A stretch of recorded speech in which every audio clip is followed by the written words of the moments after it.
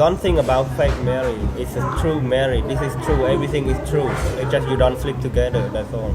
成本差不多我要付一共15万左右澳币，对吧？包括所有东西。就申请完 PR， 多久 PR 能下来？短则2-3个月，慢则1年。Immigration, they believe that this is the true marriage.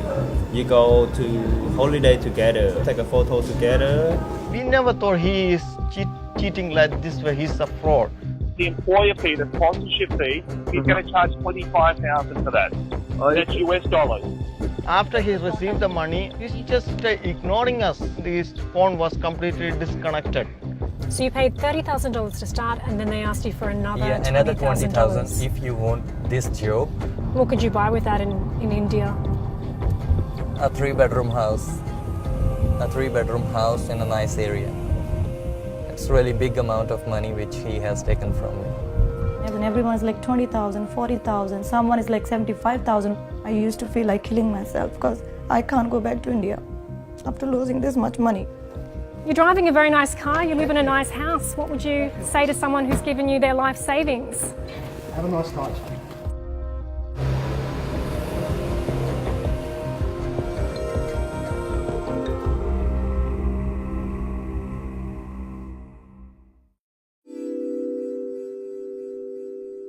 If you're born in Australia, you might not know what it's like to be looking from the outside in, to dream of a new future full of opportunity and promise.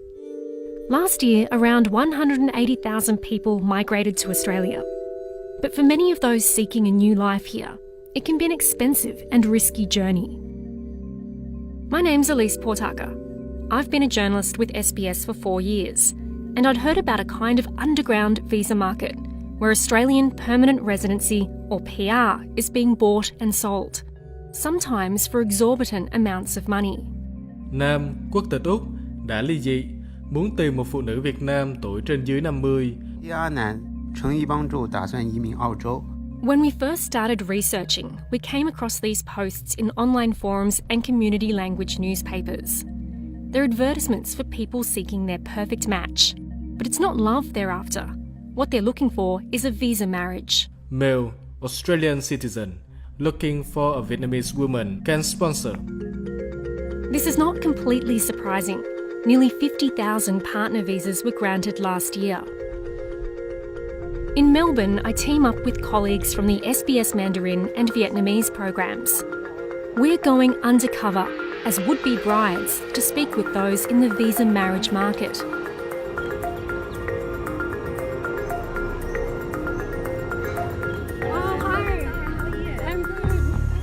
I meet with a 38-year-old Chinese guy. Let's call him Chen. He's in Australia on a tourist visa, but would like to stay. 我也不太清楚是怎么做，但是有好多人做，是吗？啊，有好多人做成了。要多长时间？你觉得？可能要具体的我也不知道，可能要2-3年吧。2-3年，从开始到3年或者。PR。Chen's English is pretty poor, and my Mandarin is not great. He's brought along an older woman who does most of the talking. 你只能是所有的就是 proof, just it's perfect, and enough to support that. The immigration lawyer they can't say no. Chen told me he'd be willing to pay $100,000 for the marriage, and this seems to be the going rate, give or take 50 grand, paid in instalments until PR is finalised. Normally, the guy, he take 100,000 is in his pocket. Yeah, that is his pocket money. Whatever over, you pay for it. Like lawyer fee, wedding. But wedding, you can just go to the church, sign your certificate. 24000一步，那也就是说我领证之前先给你24000，然后再递到 PR 的递 PR 之前，那24000，拿到 PR 递 PR 然后拿到 PR 多少？24000，一共5步嘛。那一般是他们就是按照他们这样操作的话，一般是通过什么方式给的？我倒不了解。最好是 cash，因为我不想在银行里面留一个 record。如果移民局突然查你账户里面了，他会怀疑你的，你知道吗？他们怀疑你是在做商会，为什么你账户突然间进了这么多钱？It's a lot of money to hand over to someone you hardly know. There are no contracts signed and no paper trail. It's interesting to see why people would take such a big risk with so much money involved. Maybe they have tried a lot of methods to get a visa, but they failed, so they can only have the last method to get a visa. I think they maybe hope for a good result. Once they have the permanent visa, maybe they can also make some money out of their own visa. Oh, so you mean they could then sponsor someone else to come out and make the money back? Yes. That's interesting. So visa marriages are basically an option of last resort for those who can't get permanent residency any other way. But I soon find out that it's employer sponsorships where people are really cashing in. Last year, 50,000 people were granted employer-sponsored visas to live and work in Australia. These visas are increasingly popular with foreign students who've already invested time and money here. There's a lot of paperwork involved, and this is where job brokers and migration agents come in. They say they can help navigate the government's complex system. Sijaman and Lena live in Kerala in India's south. In 2008, Lena studied hospitality in Australia. She thought she'd be eligible to apply for permanent residency after graduating. But then the rules around PR changed. Complete 2 years, they were giving permanent residencies there. While we studying, it is already changed. Rule is changed. Keep changing rules. The couple returned to India, but not before meeting and placing their trust in a registered migration agent. You have a certificate 3rd and 4th. In hospitality, you can apply for sponsorship. The agent said he had a cafe that could sponsor Lena, but there was a catch. The employer fee, the sponsorship fee, he's going to charge $25,000 for that. How much? 25,000. That's right, yes. That's US dollars. In this recording, the migration agent appears to be asking Sijaman and Lena to pay the employer for the visa sponsorship. Under the Migration Act, this is illegal. I tried to negotiate with them, but to be honest, Sijaman, there are people over here actually paying 50 or 100,000. That's very hard. However, this is a genuine job. He asks for the money to be paid in cash. These employers will only accept cash, so you either need to give it to somebody in Melbourne to actually come and meet up over here, or I'm trying to think of the best way. He won't allow bank to bank. In 2015, the government increased penalties for payment for sponsorship, both for the person requesting payment and for those giving it. But Sijaman and Lena thought they were investing in their future and trusted their agent. He was registered after all. I said, this is a huge money. Oh, we can't afford this. Then he said, you will lose your opportunities this time. This is the only ones to get in Australia. As it turns out, Sijaman and Lena lost more than the chance to start a new life in Australia. After he received the money and after he charged his professional fees and all the money, he's just ignoring us. His phone was completely disconnected. At the end, that visa completely refused. We reached out to the migration agent. His family told us he's unwell and not able to take our calls. But he's still officially registered with MARA, the government body that oversees the industry. We're feeling awful. We feel really how we move forward our life.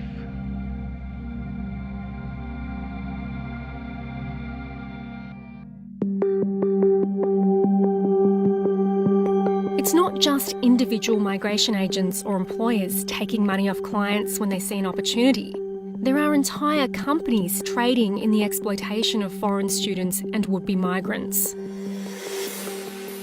I've come to Brisbane to investigate a skilled visa recruitment agency called Global Skills and Business Services. We'll call it Global Services for short. The company was set up and run by this man, Jack Raskovich. They promised to help foreign students find sponsored jobs and a pathway to a visa.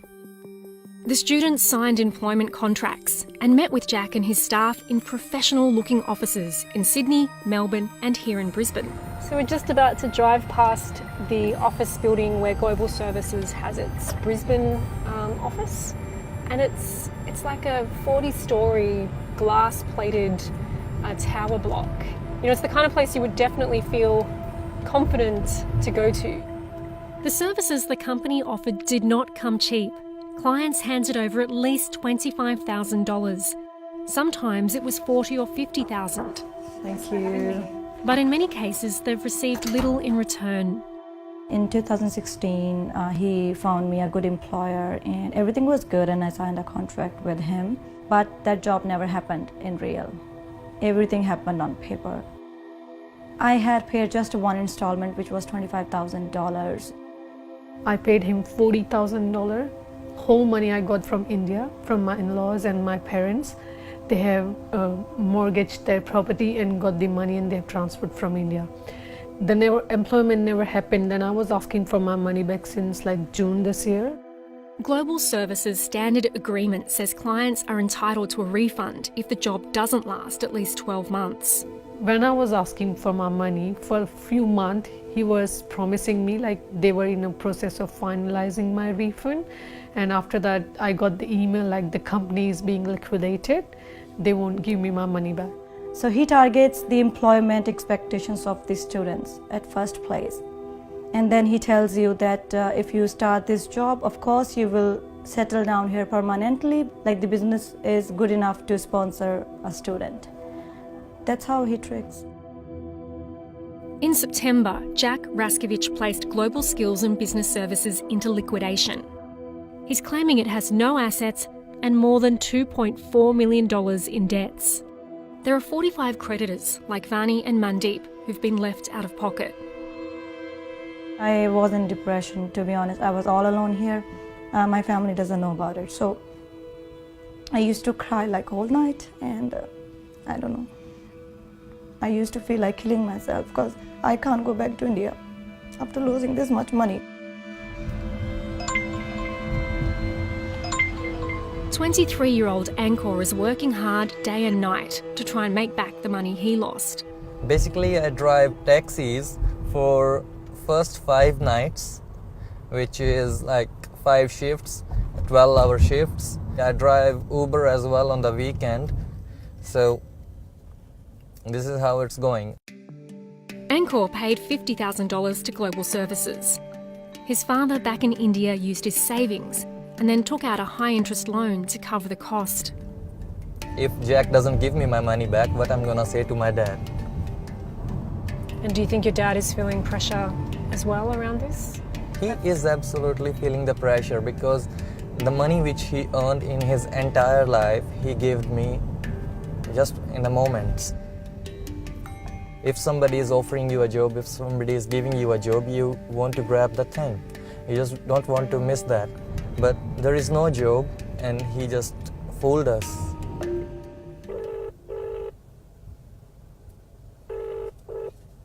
Hi, you've reached Jack. Please send me a text, and I'll return your call as soon as possible. Thank you. And this is what happens all the time, and you do it all the time. Please send me a text, and I'll get back to you. Please pick up my call someday. I'm trying to call you from several days, several months now. It's almost a year that you are not picking up my phone. So if you got this message, please give me a call back, or ask anybody from your staff that give me a call back.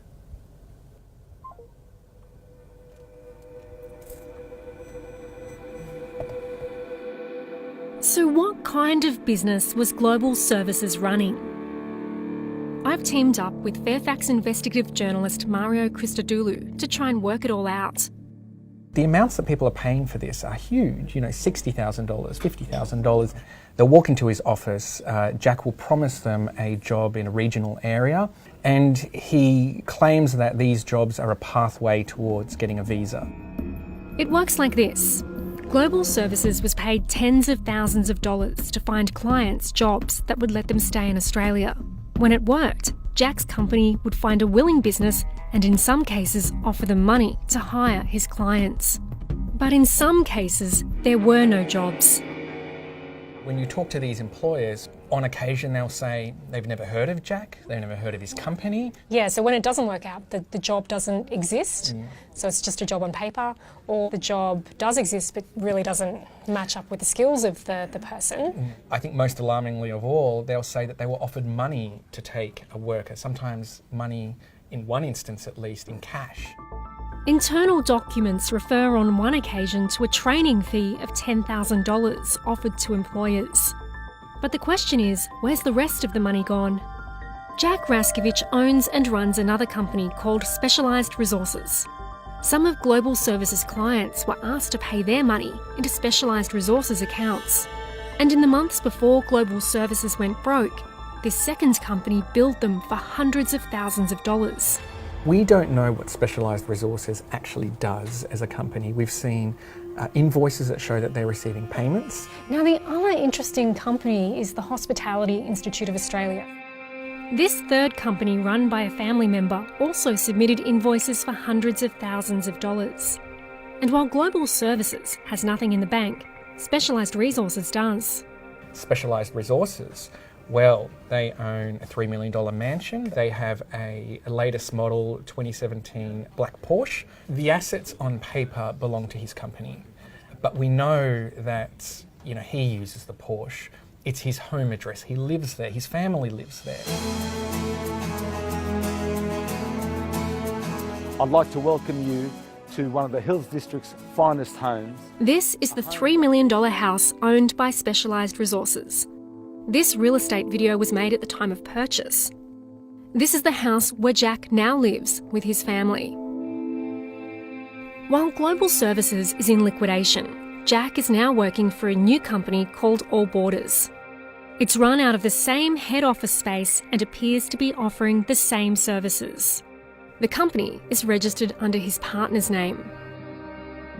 I put in multiple calls to Jack Raskovich to request an interview. I rang his office and his mobile. After I sent an email, the account was shut down and the Global Services website went offline. I wanted to know what happened to the rest of the money that former clients paid to Global Services.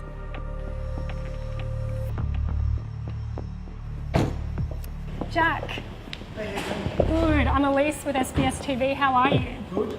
Just like to ask you a few questions if we can. No comments, Elise. Look, we just want to know, we've got a lot of people who'd like to know where the money's gone. Instructions not to make any comments. Look, we know that you've put your company in liquidation and that basically you're claiming nil assets. Where's that money gone? You're driving a very nice car, you live in a nice house. What would you say to someone who's given you their life savings? Have a nice night. So you've got no comment?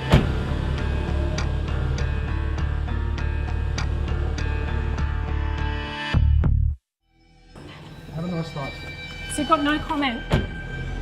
Confronting Jack Raskovich didn't provide any real answers. But it left me wondering if this is just the case of one poorly run company, or if it's a symptom of a bigger problem. In researching this story, we heard from others who've also lost money to dodgy job brokers or migration agents. But many are afraid to come forward and unsure of their rights. We don't know the basic rules, basic law, where to go and to whom we should complain and who can guide us. As international people, we don't know that. Finding out how to seek justice is also incredibly difficult. Ji Eun-han, a migration agent doing the right thing, says it's not uncommon for would-be migrants to be exploited. So we advise them, okay, you need to contact the immigration department and also fair trading. But they're a bit scared to do it because they think about, okay, it will cause more trouble for them as well. Ji Eun-han says changes to the law that made it illegal to pay for sponsorship have only made it harder for victims to speak out.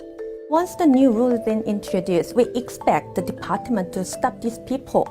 But as you can see, they're still out there. They're still operating in the same office, just changing the company name. And that's the problem. I think that the international student community are incredibly vulnerable and incredibly marginalised, and that's why they're being, targeted. Sydney's Redfern Legal Centre has been pushing for legal reforms that would encourage victims to speak out. that actually puts better protection in place for the international student, and that is that they're able to come forward and they're able to present their situation without fear that their visa will be cancelled. Those who are now coming forward to share their stories are hoping that the Australian legal system catches up with the perpetrators. Siegemann and Lena and the many others who've been exploited have also lost the genuine fees they paid to the government for their visa applications. I would like to request to the government, please help us just to do investigation about this, and please help us. That's all I can say. Basically, it's Australia. So it's not other nation or something where people can do frauds like this, but it's Australia, and I was never thinking about this thing, like frauds can happen in Australia as well. Angkor is not sure he'll ever get his money back, but he hopes that speaking out might make a difference. The main thing which we can do is to stop him for doing this thing to other innocent people. You know, there are so many international students in Australia at the moment. So what reason do they come here? They come here for a good job. Every student who comes here, he seeks his future in Australia. Australia has opened its doors to international students, and they've opened their wallets. Our economy benefits from them paying fees for university or for their visa applications. It seems like it's in our interest to make sure they're treated fairly.